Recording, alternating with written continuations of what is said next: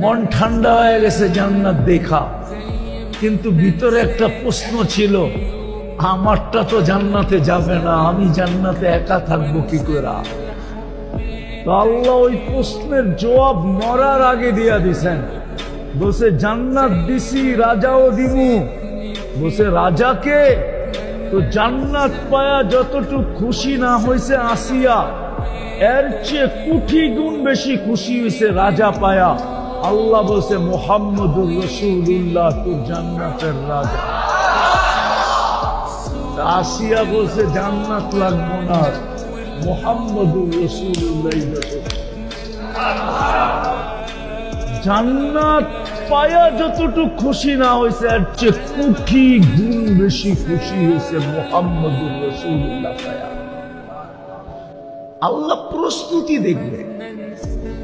দিদা আমি শেষ জায়গায় চলে আসছি, বলেন প্রস্তুতি কতটুকু? যাদের স্মরণে বসলাম তারা তো চলে গেছে, তাদের যাত্রা পরিসমাপ্তি ঘটে গেছে।